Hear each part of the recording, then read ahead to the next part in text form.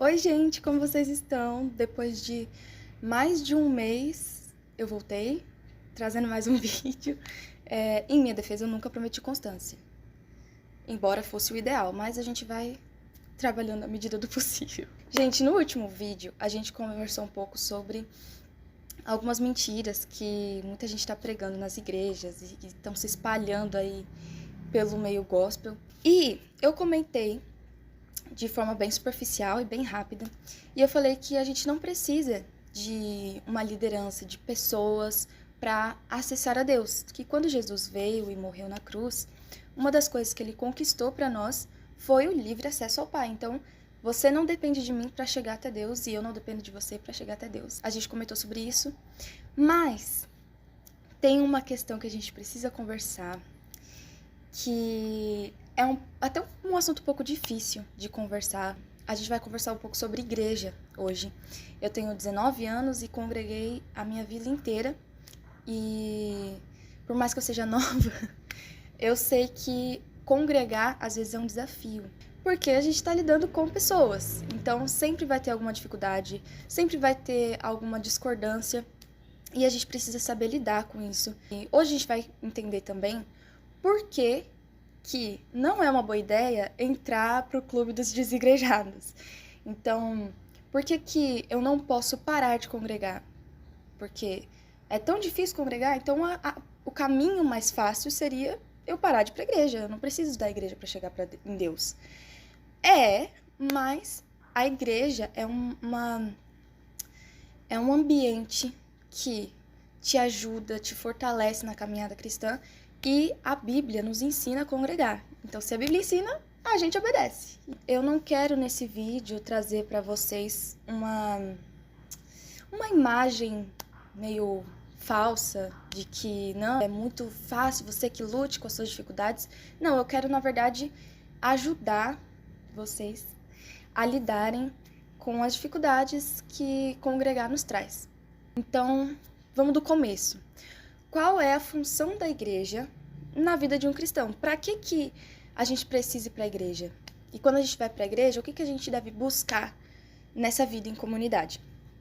A base vai ser Hebreus, capítulo 10, versículo 24, que fala que nós precisamos considerar uns aos outros para nos incentivar ao amor e às boas obras. Então, é basicamente isso. Esse é um resumo do porquê que nós precisamos congregar. E o que a gente busca nessa vida em comunidade? Quando você for à igreja, os seus relacionamentos ali dentro têm esse objetivo. Por que isso é importante? Porque não existe na Bíblia evangelho que se vive sozinho. Não existe caminhada cristã individual, lobo solitário do evangelho. Gente, não existe isso. Por quê? Porque quando um cai, o outro o levanta.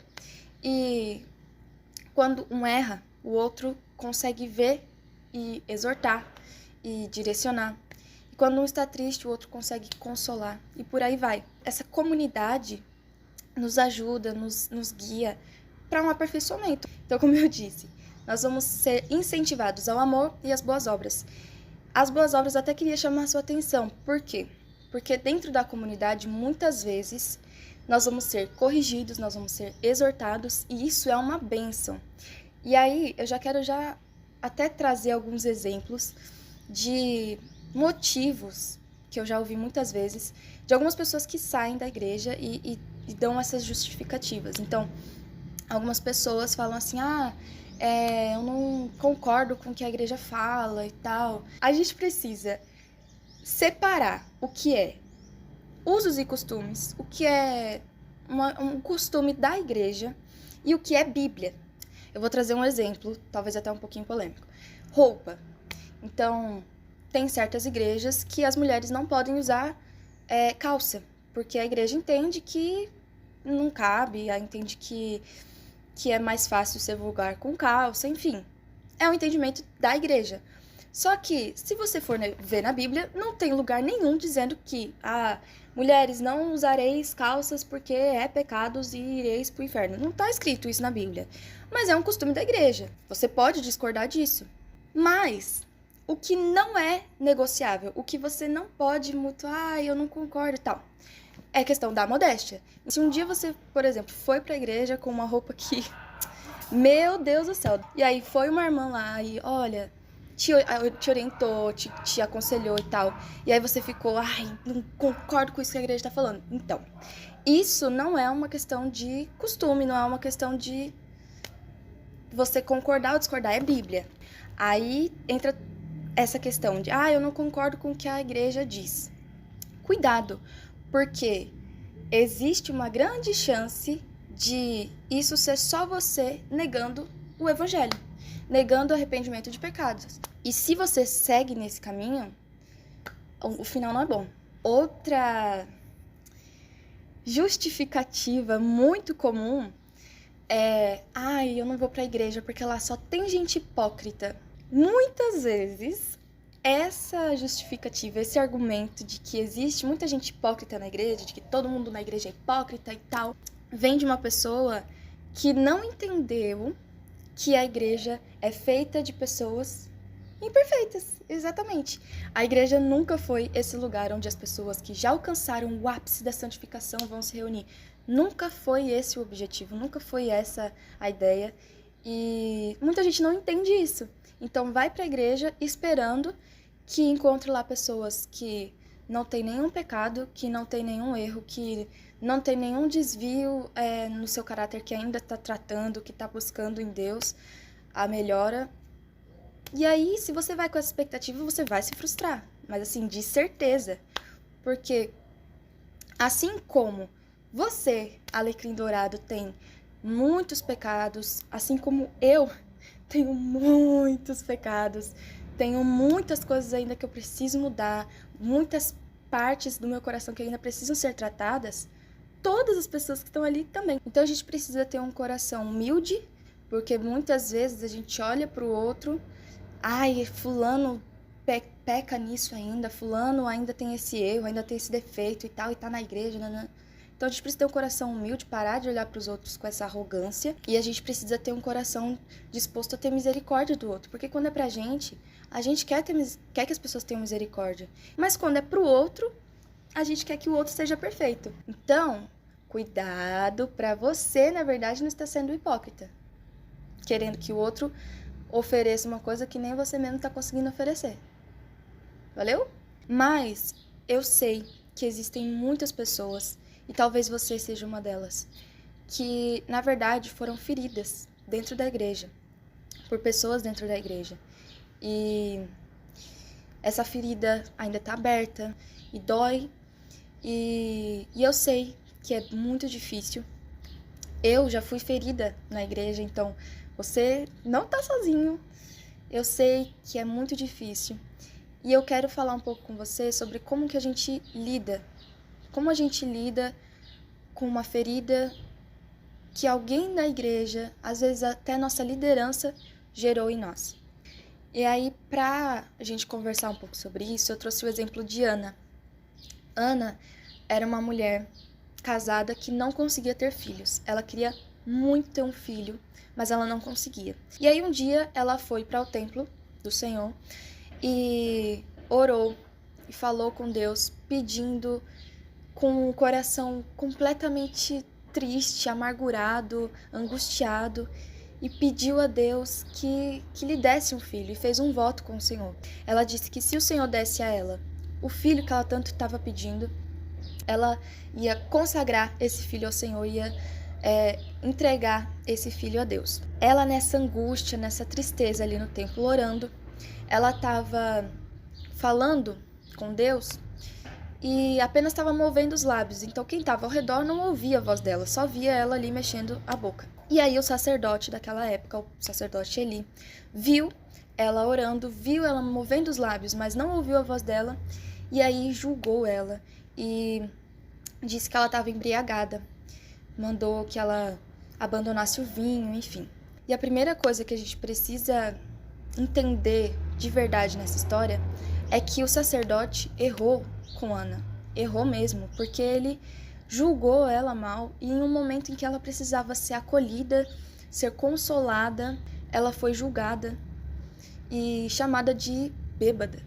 A gente precisa entender que as pessoas vão errar com a gente em algum momento. Se você nunca foi decepcionado, nunca foi ferido, se a sua liderança nunca errou com você, nunca fez algo que você não concordou, já tô te preparando. Isso vai acontecer em algum momento, porque são pessoas. E a gente precisa ter o nosso coração em Deus. Porque Ana ali, ela estava focada naquele que realmente ia atender a necessidade dela. Os olhos dela estavam no Senhor. E a gente precisa ter lideranças que a gente admira, que a gente confia, mas a gente não pode colocar nossa expectativa nessa liderança, nessas pessoas. Nossa expectativa não pode estar nessas pessoas, porque senão nós vamos nos frustrar. E quando essas pessoas errarem com a gente, o que vai acontecer? A gente vai cair? A gente vai parar de caminhar com Deus? A gente vai perder nossa fé? Não pode ser assim. A rocha eterna não é o seu pastor. A rocha eterna não é o seu amigo, sua amiga. Não é. A rocha eterna é Jesus. E se você não estiver firmado em Jesus, estiver firmado em pessoas, você vai cair quando essas pessoas errarem com você. Então, esteja com seus olhos e com seu coração no Senhor, que é a rocha, que é inabalável. E aí, o que aconteceu depois? Ana explicou para o sacerdote que, na verdade, ela não estava bêbada, ela só estava triste, o coração dela estava amargurado. E explicou que, na verdade, ela estava pedindo um filho ao Senhor e estava orando, derramando a alma dela diante de Deus. E aí, Eli a abençoou e disse: vá em paz e que o Senhor conceda aquilo que você pediu. E aí, essa já é a segunda coisa que a gente precisa aprender com essa história. No mesmo ambiente que nós fomos feridos, nós vamos ser curados, trazendo até uma experiência minha, uma experiência pessoal.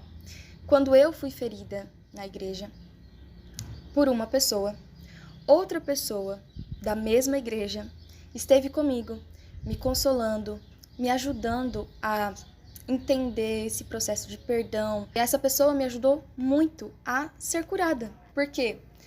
É o que eu disse no começo. Nós vamos ser incentivados ao amor. Tá barulho na rua, ignora. Nós vamos ser incentivados ao amor e às boas obras. No amor, nós incentivamos uns aos outros a perdoar, nós consolamos uns aos outros, nós cuidamos das feridas uns dos outros. Não desista de congregar, porque na igreja você também vai ser cuidado, seu coração também vai ser cuidado.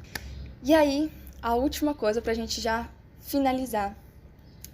Ana voltou para casa e ela engravidou. Ela gerou um filho e esse filho foi Samuel. E como ela tinha feito um voto ao Senhor, ela cumpriu esse voto. E quando Samuel desmamou, ela levou Samuel para o templo, que ficou sob os cuidados do sacerdote Eli. E o Senhor falou com Samuel ali no templo. Ele se tornou um profeta, ele se tornou um sacerdote, se tornou um juiz. E essa é a última lição que eu quero deixar para vocês.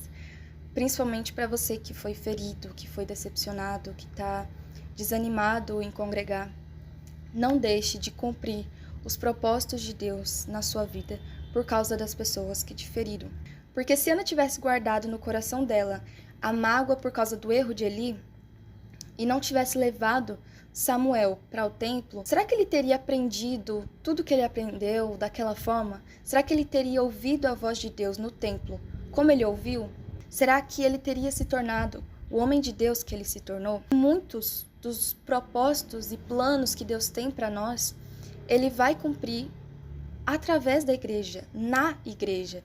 Lá nós somos incentivados ao amor e às boas obras. Nosso chamado é impulsionado na igreja. Então, se você for ler Atos, por exemplo, em que os discípulos eram enviados, eles oravam uns pelos outros e eles enviavam as pessoas.